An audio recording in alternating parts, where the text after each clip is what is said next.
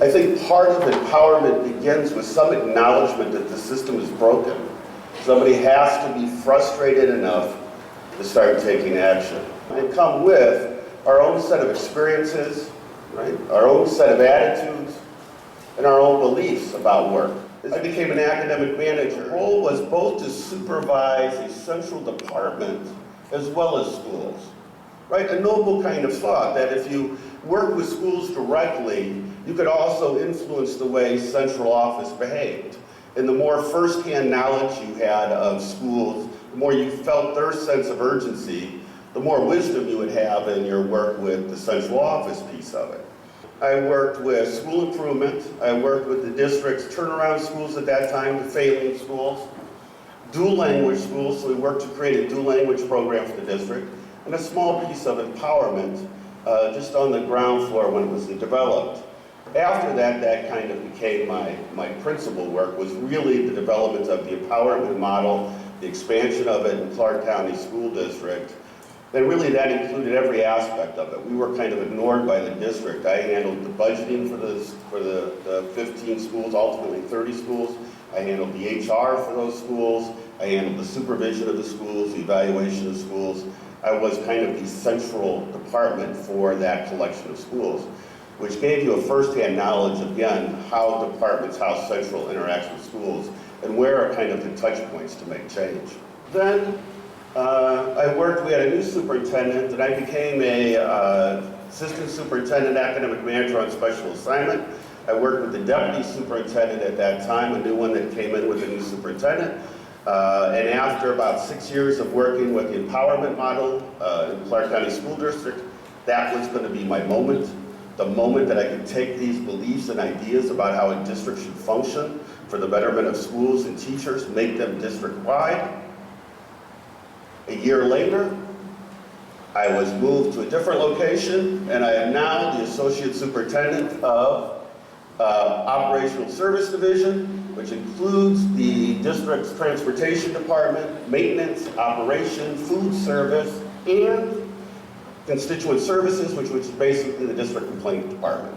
At one point, I was even considering calling my presentation this afternoon Botched Empowerment, because it's just as easily to have success, probably more easily to botch it up than it is to succeed at it. And you really have to look at it hard, and you really have to think about it and look at the failures of districts, even failures of your own district, to really determine where those things are and why they happened. There has to be some common sets of beliefs about how we approach the work.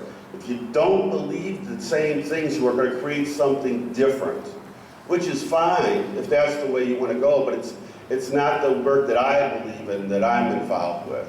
I think you have to internalize these beliefs, and though they're simple, you have to think about the implications of acting this way. Because again, the difficult part is not the talk. Again, I've been in the system at Clark County School District 29 years, multiple superintendents. There's a very good talk that happens, right? People say the right things. People learn the right terms to say. But it's a very big difference in how you act that way. How do you let teachers really behave in a way that empowers them? Principals to behave in a way. And how do your systems either support that or interfere with that? That is really the work you're undertaking. And you know as people in the system the difference. You know when the talk doesn't line up with action. And it's very simple. At one point when I was working with the school improvement process, we have to write school improvement plans. I'm sure you have to do something similar as sites. Right when I was first meeting with the central department group, I told them, look, from a principal standpoint, a school standpoint, as much as you want that school improvement document to be this living document, it is not going to be. And that's a hard thing for them to hear. Why is it not going to be? Because you are giving me the form to use. It is your form. If I'm forced to use your form, it is automatically a compliance activity. If you want my thinking, then give me a blank sheet of paper. I'll give you my thinking and how I approach the work. If you want me to mirror back your thinking, give me the form, right? So even that kind of decision talks about how we approach the work. So first, there's 5 points again. One, the primary work of any district, and this could be school, happens at the school level between students and classroom teachers. Everyone else in the district supports that work. Because you can get people to argue about the details of implementation, the thing you need to get them to agree upon first is what things you agree upon. What are the truths? If you agree on the truth should then inform what decisions we make. So you want truths. It's kind of a trick, right? You get people to agree on the truths, then I'm always going to, when you come to argue with me, then as we go back to, hey, we agreed to this. This was true. So hopefully you believe this. The work of all districts happen at the school and happens in the classroom between teachers and students. So every action has to support that. 2, the district holds principals and teachers responsible for the quality of teaching, accountable for student learning, and answerable for customer service. The measures we use from schools vary from time to time. As a principal, some days I was measured by student achievement. Some days I was measured by the number of parent complaints that came into Central. Some day I was measured about how well I implemented some process that the district determined was the winning solution to academic issues. Right? Some days I was measured by how clean my building was. The measurements aren't constant. Right? So let's spell out what are we responsible for. 3, those the district holds responsible and accountable for results should have the funding, it's the budget, right? The money, the autonomy, and the authority to determine how to best allocate those funds to achieve results. So this really, to me, deals with roles and responsibilities, clarity about roles and responsibility. People that are frustrated at their work, many times it's because there is a lack of clarity about roles and responsibilities. You're feeling like you're doing somebody else's work. You have to have, or somebody else is interfering with your work. One of the two, right? So you got to have clear roles and responsibilities. Then, if you're given the responsibility and you're going to be held accountable for that, you need the funding. When I work with my kids, if I give them $20, that is limited accountability. That is limited empowerment. Your empowerment is limited by the dollars I trust you with. Got to be clear on that, because as you know, and I think I heard from the delegation that came out, you already have site-based budgeting. You already have the dollars at the site. The question is, are you getting 20 or are you getting $100? Are you getting your share? What level of central dollars are coming to the site, and is that at the appropriate level? There has to be a discussion related to that. 4, all the employees of the district should know the results which they are responsible and how the results contribute to the achievement of district goals. Do you know how you're going to be measured? How success is going to be measured? Right? That's the problem with teacher evaluations. Do we know how we're going to measure our teacher success? And do we have some common agreement upon that? Do we know how we're going to measure our student success? And do we agree upon that? Results should be used to determine effectiveness of performance and levels of reward and consequences.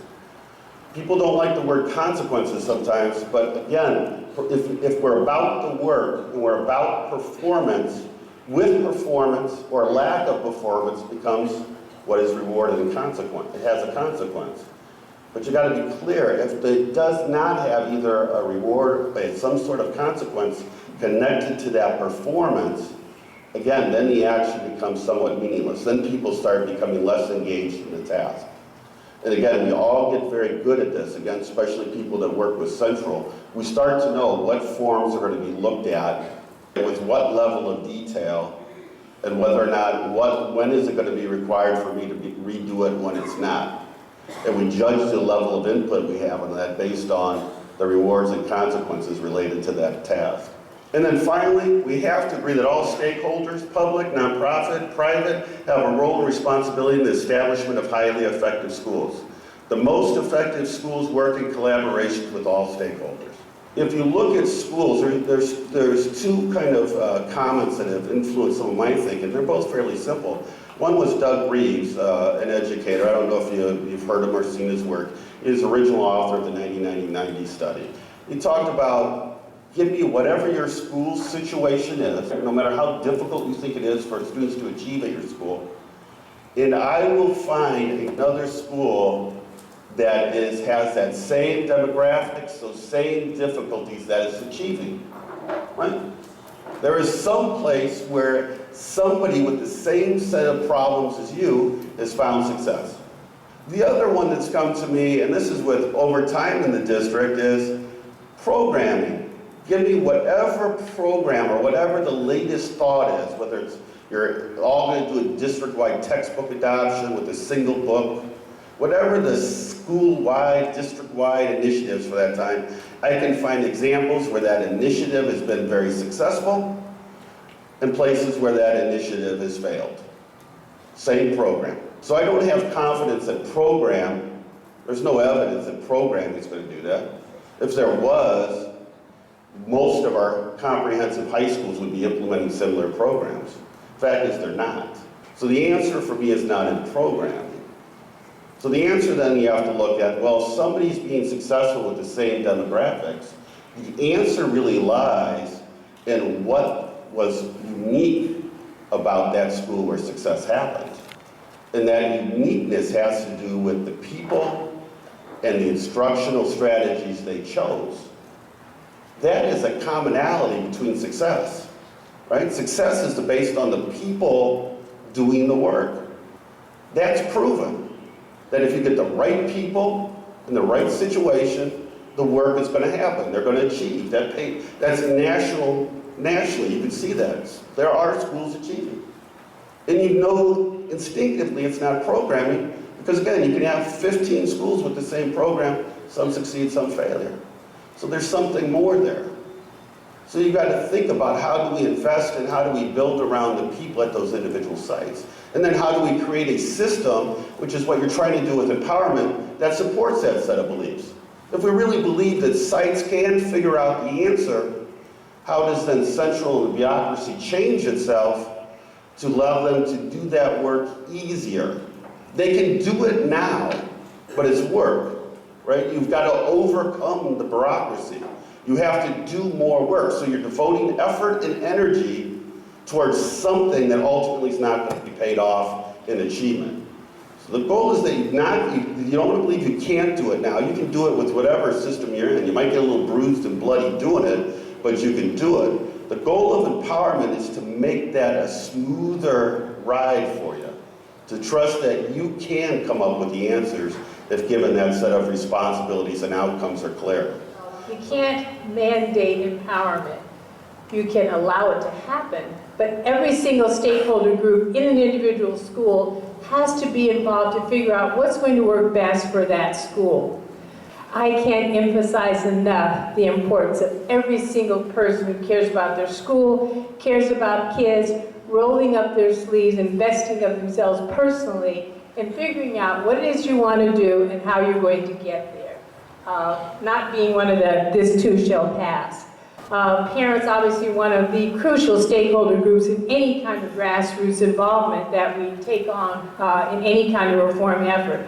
I want you to know I did read all of the survey results, and I can kind of see where you are. It sounded as though you could be any city or district in the world grappling with how to move decision-making, empowerment, which is the theme of your conference, to the folks who are closest to children and closest to schools. Back 20 years ago, we also took a pilgrimage, several pilgrimages to Edmonton, Canada, so it was a pleasure coming in to see Mike Trubisky this morning. Learned a lot from them, as I'm sure you will as well. So in Los Angeles, we've had multiple efforts. We kind of call them auditions for education reform, constantly trying to get at how can we improve learning for kids, how can we make sure that everyone has a stake in what it is they're trying to achieve. We've had magnet schools. We've had the Children Can No Longer Wait in Los Angeles. These two efforts were initiated by the district. We've had shared decision-making, school-based management. These two efforts were largely launched by our bargaining unit and were really part of negotiated contracts. And then we had LEARN, Los Angeles Education Alliance for Restructuring Now, in case you're wondering what it stood for. This was the first major external effort in Los Angeles Unified School District, coming off a work stoppage, coming off a lot of strife in the district, coming out of people saying, really, LA Unified should just be broken up into smaller districts. We also had LAMP, LA Metropolitan Project, which is a major funding effort from the Annenberg Challenge Grant, where we had $500 million to help us improve our schools. That led to charter schools. Actually, charter schools started about the same time that we initiated the Learn Reform effort. And then you heard Tommy talk about pilot schools. We also have public school choice, which is a current initiative, at least at the moment, in Los Angeles. We're not sure how long that was going to last. And that's one of Tommy's efforts. So in Los Angeles, there's always this notion of, for the folks who directly get involved, they're passionate about making the work happen. And then there are folks who say, well, this too shall pass. I'm going to wait and see what actually happens. I think some of the things that we learned in Los Angeles is that often there's doubt. People assume that just because we're LA, things are going to change with the next superintendent. So there's wait and see. And then there are the folks who say, told you so, it was going to change. Across all the efforts that I listed, there are some common elements across every single one of them. And those things are, these common things, decentralization, a word that you've heard many times this morning, moving decisions closest to the school site. And I have to say, it's not just about moving decisions to the school site. It's moving decisions from federal to state, from state to district, from district to school, and from principal to stakeholder. So I was so pleased this morning to see that we have a parent here opening and leading this conference. Parents, obviously, one of the crucial stakeholder groups in any kind of grassroots involvement that we take on in any kind of reform effort.